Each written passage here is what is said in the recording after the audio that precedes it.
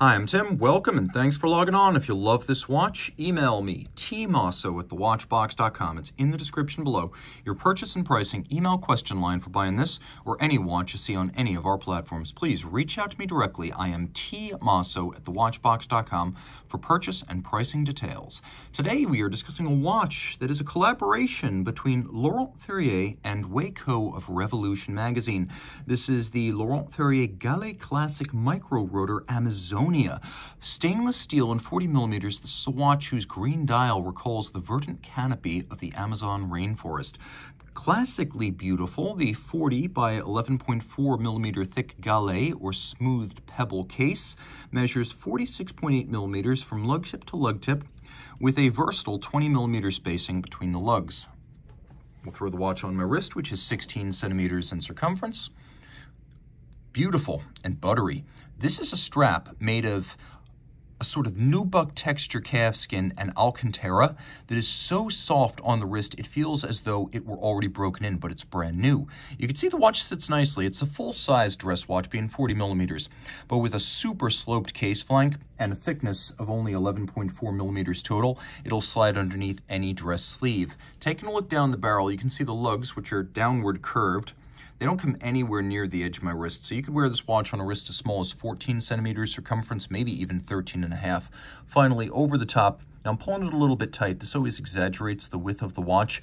It is not as close to the edge of my wrist as it looks from this vantage point. This is always the true angle. Okay, the strap. A wonderful strap, super supple, a light brown calfskin on the top with a little bit of distressed grain. We have a off-white contrasting stitch, a folded edge, and then on the bottom, alcantara, which is a super premium synthetic suede. You'll see it on the touch points of race cars and high-end sports cars. Think shift levers, think steering wheels. You'll see it as the headliner, often the option headliner on really expensive cars, or standard on the likes of a Rolls-Royce or a Bentley. And of course, it recalls Laurent Ferrier, the man, not the brand, who was in his day a formidable race car driver. Rolling around to the buckle, you can see that it's as fluid and shapely as the case itself. Laurent Ferrier branded, satin and polish in stainless steel. The case, again, Gale, like a pebble smoothed in a stream or a babbling brook over eons. It does have character lines, but they're soft creases rather than hard ones. So you can see there is some definition to the mid-case, and there's definitely a distinction between the lug hood and the lug profile. Then we have a little bit of a teardrop undertuck. Everything's of high polish. You can see that the case band actually slopes to join with the slope of the domed bezel. We have a slightly countersunk, vintage-inspired, unbranded onion crown, both the shape and the unbranding, or the lack of branding, being the vintage elements. There is a cambered sapphire over a dial that actually features two different shades of green, or at least two different finishes of green. You can see the center disc and the hour track, as well as the minute track outboard, seem to have different shades when viewed from different angles. We have a sort of metallic sector that separates the inner dial disc from the hour track. You can see the hour track with polished tri-Arabic numerals and polished indices, as well as a polished chaptering. We have a stepped and sunken sub-seconds with a lancet style, counterweighted seconds hand, and then white gold polished assegai or spear-shaped hands at center with a railroad track outboard for accurately reading the minutes as they elapse. Now on the reverse side, you can see limited edition of 15 pieces for the 2023 model year. This is a very scarce watch. Waco wanted a more vintage look on the reverse side, which is why we have this frosted graining to the bridges, as well as the base plate, rather than Côte de Genève with engine-turned perlage. We have this frosting on both, as you would have seen in early 19th century, late 18th century watch. Taking a quick look, you can see that the watch is beautifully decorated, and this is always a highlight with the Laurent Ferrier. I highlight all of the black polished screw heads, the black polishing on the balance cock, the black polishing on the bridge for the Micro-Rotor, the fact that the bevels are super broad, rounded, and finished by hand. It's no secret that Laurent Ferrier is an établisseur, so it creates the standards and designs that it expects for the finished product, but things like dials, movement parts, and cases are sourced from the best suppliers and then finished, regulated, and assembled in-house. So you have this FBN 22901 movement. So FBN, Ferrier is straightforward, but Barbacini and Navas are the B and the N, the founders of La Fabrique du Temps, and before that, co-founders of B&B Concept. They have a long-running relationship with Christian Ferrier, Laurent's son in particular.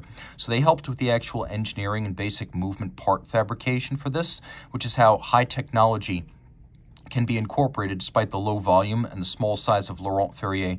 There's some LVMH high-end watchmaking muscle here. Where that principally expresses itself is in the use of a double direct impulse balance, where we have a silicon blocker for stopping the wheel, not currently impulsing the balance, and then the two wheels are built up using Liga out of nickel phosphorus.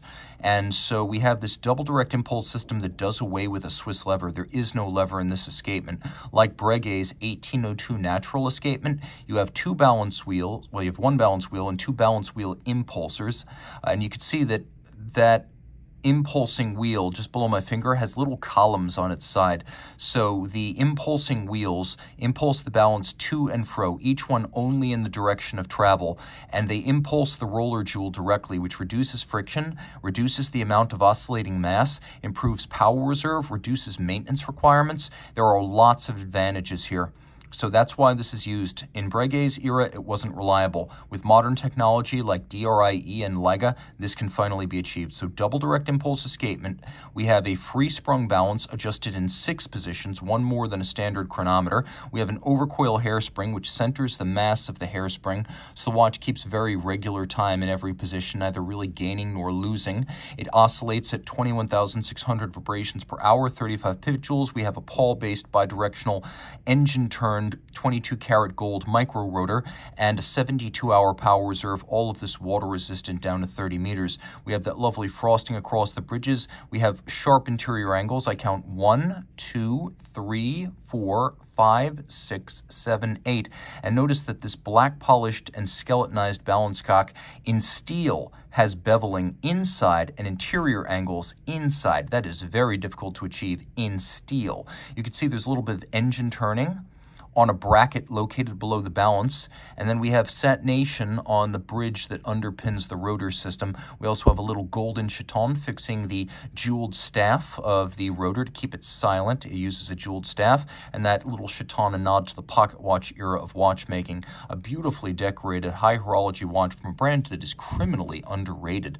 Laurent Ferrier and Revolution magazine, a match made in heaven, or perhaps in the Amazon. Some versions of this watch also came with an accessory Milanese bracelet. So depending on when you're watching this video, ask about whether the example you're inquiring about specifically has that Milanese as an additional accessory. Reach out to me. I am T Mosso at thewatchbox.com for pricing.